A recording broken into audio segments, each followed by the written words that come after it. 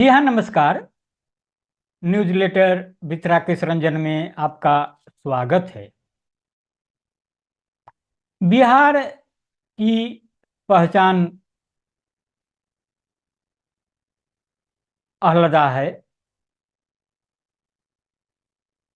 उसकी चर्चा सकारात्मक और नकारात्मक दोनों रूपों में होती है। अभी बिहार में पुलों के आत्महत्या का सिलसिला जारी है। दोष किसका है नहीं है, इस पर भी चर्चा हो रही है। आरोप प्रत्यारोप का दौर चल रहा है। तो इस पर व्यंगकार रेखा सहारवी ने भी अपनी लिखनी चलाई है। मरा हाथी 1.25 लाख का, इस व्यंग रचना को लेकर हाजिर हूं। इसे मैंने लैंप पोस्ट से साभार लिया है। रेखा सहारवी की व्यंग रचना के साथ पहले भी मैं हाजिर हो चुका हूं और मुझे काफ़ी खुशी है कि आपने इसे काफ़ी सराहा था।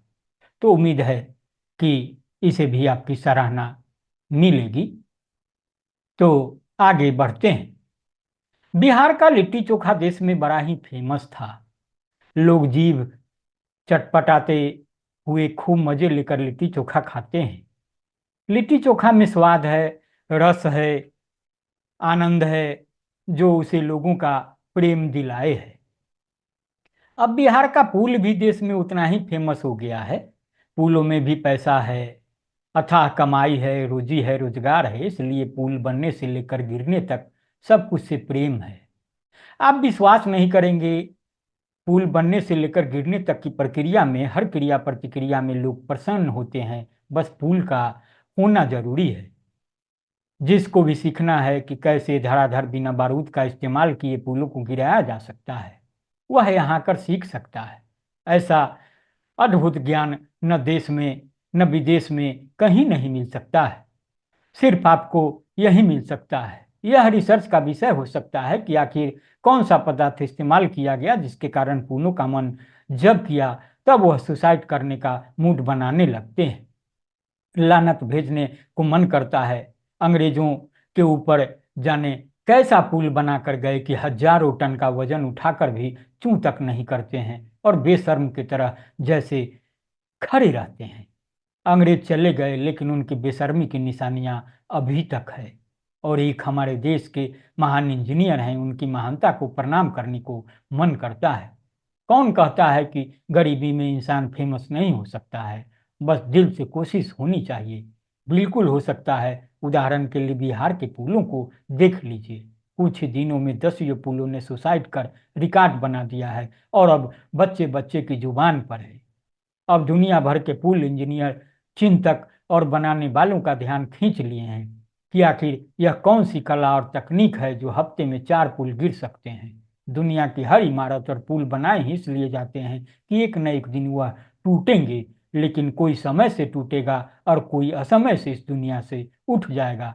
लेकिन असमय से टूटने वाले पुलों के हम लोग ऋणी रहेंगे, क्योंकि जिंदा हाथी लाख का होता है तो मरा हाथी 1.25 लाख का होता है। जरा देख के सोचिए, जिस पुल ने समय के पहले अपना आत्मदान किया वह कितना बड़ा दानी था।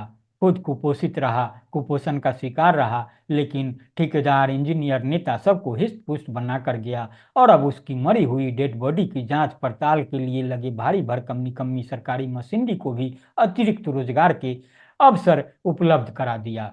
उनके भी दाल रोटी का इंतजाम कर दिया, उनको भी कमाने का भरपूर अवसर दे दिया और वह पुल बनाने वालों से ज्यादा कमाएंगे। इसलिए कहा जाता है कि मरा हुआ हाथी 1.25 लाख वाला होता है, 1.25 लाख वाले का होता है। इन निकम्मे सरकारी कर्मचारियों को अगर सेवा से बर्खास्त कर दीजिए तो जिस पुल को बनाने का वह दम भरते हैं, उसी पुल को बनाने वाले मजदूर के साथ रेत, सरिया, सीमेंट होने के लायक भी नहीं होंगे, क्योंकि उनसे मजबूत और टिकाऊ तो बिना डिग्री वाले मिस्त्री मकान और घर बनाते हैं और उनके बनिस्पत बहुत ही कम पैसों में बना कर देते हैं, जो सालों साल चलते रहते हैं।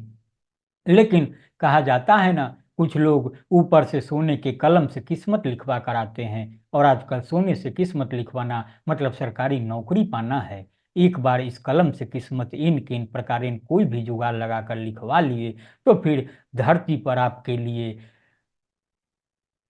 स्वर्ग ही स्वर्ग है।